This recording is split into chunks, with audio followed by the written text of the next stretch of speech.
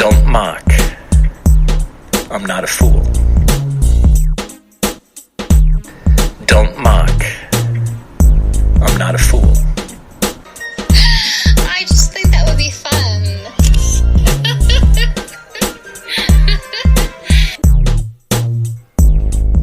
Hey there, it's Tony Cole here, and welcome to episode 103 of the Dumb Leaders podcast. Today is a lesson for everyone. Because when did the news stop being the news? When did that occur? When did the news start being the narrative? And it's a question that really just needs to be answered. And I guess the next question that aligns with that is, what is the narrative that you're listening to, and what is the narrative that you're believing? The world seems to be a mess. And seems to be a mess that we're all on contradictory paths on what we believe, or what you believe, or what they believe is the best way forward. One of the things we know is that COVID has certainly created the perfect storm in relation to magnifying our differences and multiplying our approaches to life. One of the things that I know now more than ever is our approach seems not to be one of looking at the greater good or the greater benefit for the world in which we live. But for many people out there, there is the looking for echo chambers. Those like-minded people that we agree with, that we feel comfortable with. And sharing our thoughts, opinions, and attacking anyone else that doesn't share those thoughts and opinions. Our thinking is definitely being swayed by the message that we're receiving and the messages that we're taking on to form part of our perspective. Our thinking is swayed by the messages received, the stories we're listening to, and our subsequent beliefs that are being forged from them. And more our tolerance and our respect for others that think differently is in being lessened by the minute. Being lessened by the minute. If someone doesn't agree with us, we cancel, we block, we delete. Our thoughts are binary and increasingly becoming more binary by the day. Our beliefs are binary and never, ever the twain shall meet. Our thoughts, our beliefs are binary. Just as other people's thoughts are binary. We think the way we think. And we're not prepared or not willing to listen to valid argument, valid discussion, or look for evidence that doesn't sit within the biases that we have. Now, if you're on the left or if you're on the right, it's my way or our way or no way. It seems to be the way.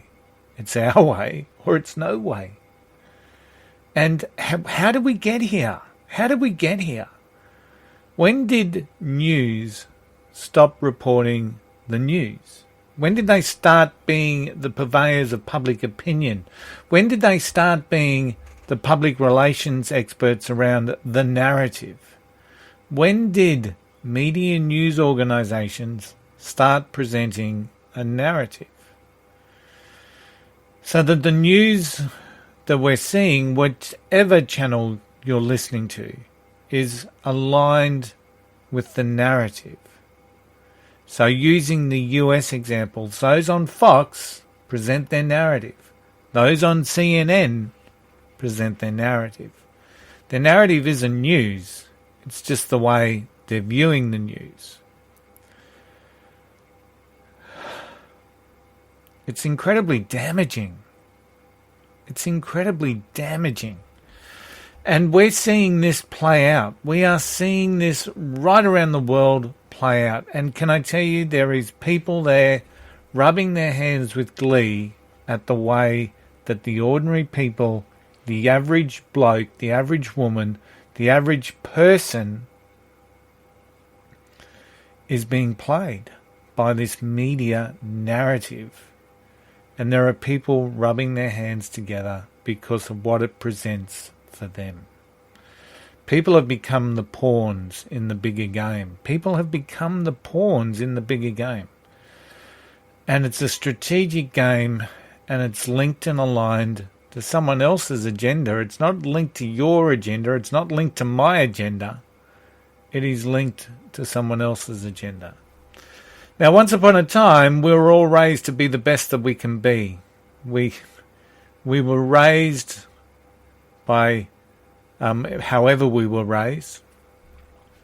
And we were raised with the thought of hope that we could achieve whatever it is that we set our mind to achieve. Now, we know that that's not entirely true. We know that life just isn't fair. I was never going to be an NBA all-star. My upbringing, potentially even my race, the country where I was born, all would play a role in that never being an opportunity for me. My dislike for basketball is probably something in there as well. See, life isn't fair. But we work with the gifts that we have. But that no longer seems to be the message. The message that's being driven to each and every one of us is more about expectations. You should expect to be the NBA All-Star, even if you can't play the game. That seems to be the message that we're given. The media, the narrative is providing that expectation that we can all have this without necessarily having the skills, the ability, or the discipline to work hard to achieve whatever this is for you. There's all these people that are out there that are evil, that are stopping you from getting what you justly deserve. Whatever those expectations are. But life's not fair. We know it's not fair. It's never been fair. Life has been built around the concept of survival of the fittest. And no matter who's listening to this, you are the product of that. You are the product of a long lineage of survival of the fittest. Your ancestry have overcome much greater odds than anything that we have ever faced in our lifetime. And you are the product of that, standing where you are. Stronger, you're braver, you're wiser, yet in many ways we're becoming weaker. In many ways we are becoming weaker. There is an expectation that we can all live this wonderful life. And it's simply not true. It is simply not true. There are many out there that won't put in the work to achieve any semblance of life. And yes, I know that there are many people that have had hardships done to them from other people. The reality is expectations are not life. And even when we do work hard, we do knuckle down, and we do have a level of achievement, that still doesn't guarantee that that achievement, that success, that life that we want to lead is always going to be there. Someone may be better, someone may be stronger, someone may be faster, smarter, more creative, a better critical thinker. We all have gifts that enable us to achieve the level of success that you can achieve. And if you're not utilizing those gifts, I'm really sorry, you can't expect someone else to do the heavy lifting for you. There are so many people that just don't want to do the work. And I acknowledge that there will always be evil people. There will always be people focused on power, on domination. There will always be bullies. Just as there will always be people comfortable with themselves, comfortable being alone, comfortable with their own company. There will always be people like that. Just as there will always be bullies. There will always be people who get that dopamine hit from powering over people. Unfortunately, that's part of the human condition. And while we can certainly and influence those people that is no longer as acceptable and appropriate. The reality is we're not going to influence those people by blocking, deleting and rioting. It's certainly not going to be the case. You know, slating every male because some are rapists is ridiculous. Slating every police person because some are bad is ridiculous. And when I say bad, that's not just about, you know, the unfortunate things that we do see in the States. We do have a disproportionate amount of crimes being committed by certain minority groups. We do have that. But we're also creating a narrative there that they don't have control over their situation, which is something I would firmly disagree with. But we've always had police officers that have been on the take. We've always had corruption. Part of the human nature. It's a human condition. We need to have ways to weed that out. And we need to be comfortable and trusted that we weed that out. But we just can't be taking law and order into our own hands. I would hate to see a world without any form of law and order. And the people that are calling for that are probably the ones that would suffer the most without law and order. So I really want you to think about what is the community that you want to be living in. Because I'm not sure if utopia exists unless we do have the law and order. Life's not fair. Removing law and order doesn't make it any fairer. In fact, I would almost guarantee that we would get to a historically quick, total unfairness in society, where the big would dominate, the powerful would plunder, and everyone else would be sitting there scratching their heads and saying, why did we go through that? Yeah, removing law and order will not make it any fairer.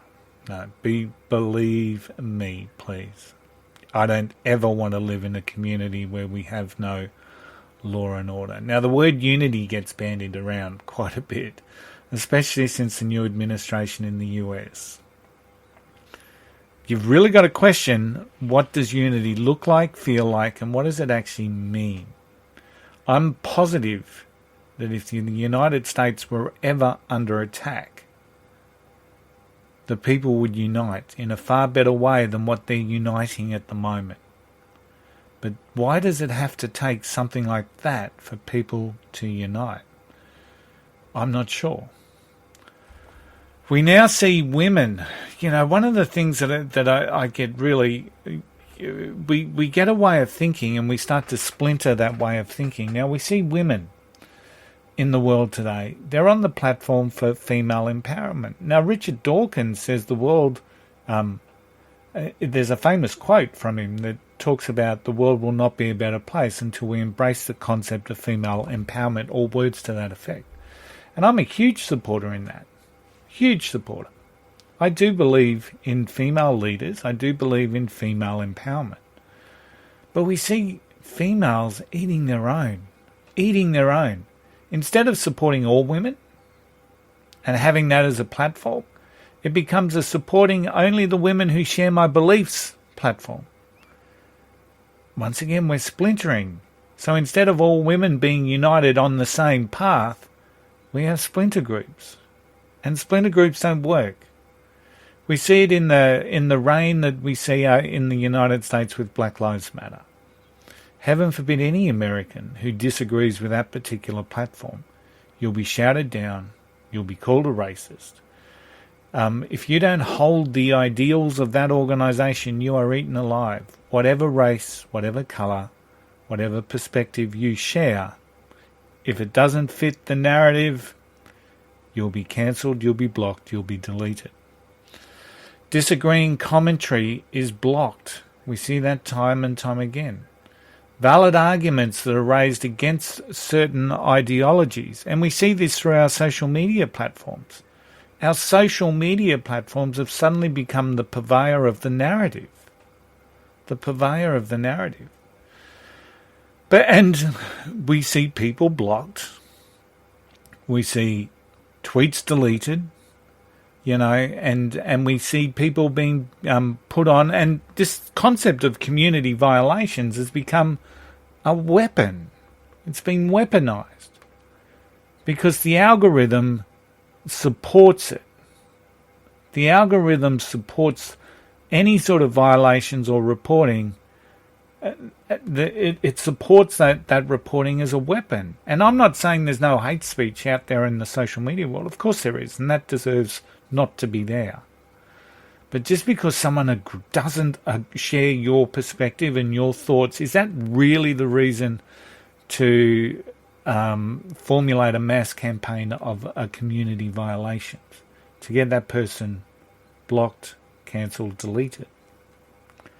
There's some horrible keyboard warriors out there, I know that. Their comments deserve to be deleted. But the reality is, if they're not in the discussion, if they're not in the commentary, you're never going to change their mind. And the last thing that you really want to be doing is sitting in an echo chamber of people that think exactly like you, or that are going to pat you on the back for being the fierce warrior, sharing your opinions amongst everyone else who has the same opinion. That's not going to influence change. That's not going to create change. That's not going to create a better world. Respect, tolerance seems to be in incredibly short supply. We attack the individual. We mock the individual. We do not influence change through insults. We limit the impact that we can have as individuals, and we will never get the improvement that we're seeking by operating in this manner. Whether you're right, whether you're left, whether you're centre of the pile, the only way that your thought process can change, shift, is by influencing others through valid discussion, valid reasoning, and facts. Otherwise, it's sad because nothing will change. And can I tell you, we need change.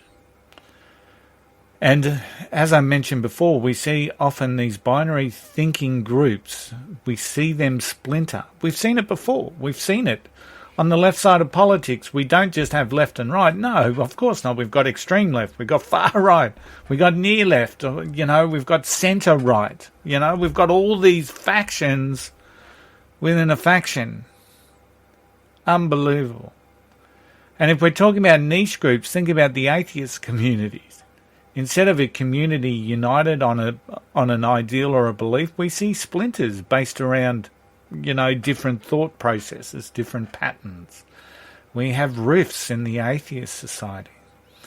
We have the rifts within the atheist community of people that believe they should be taking on further causes and not just their own. And then you've got other people that are just so flat out trying to work through their own emotions.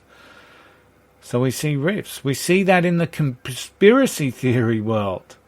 You look at the flat earth community, you would think a community that shares a belief that the world is flat would be similarly autonomous and common. But no, there's about 4,000 different models of what that could look like, and they've all got their own way of thinking. And they are all quite happy to attack personally others that don't think their way. We crave being connected, don't we? We crave being connected to someone or a group that thinks like us. And then somewhere along the line, we align to a more specific line of thinking and we splinter from the main group. So I've got a challenge for everyone out there, and I really want you to take it up. I want you to listen to someone else's opinion.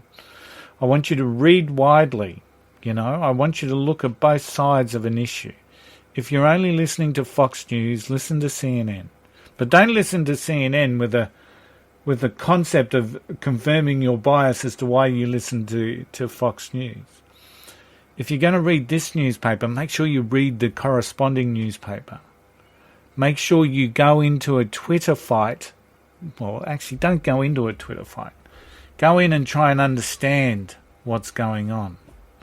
You know, even when we look at the election fraud issue that was raging in the United States, we see some people that believe the narrative that there was fraud, and you've got other people that believe the narrative that it was all debunked. And funnily enough, what we're starting to see now is counties and states that are actually investigating some of the allegations and finding some of the truth in the matter. Only it's there. If you go looking for it, you'll find it. But if you don't want to find it, of course you're not going to go looking for it. If you believe a narrative, you'll believe the narrative. And you don't want anything that's going to contradict your narrative, do you? So listen to someone else, read widely, don't get caught in your echo chamber. Because if you do get caught in your echo chamber, what you will find is that your chamber will shrink. And you will look around in 20 years' time, and the world will still be an unfair place. The world will still be an unfair place.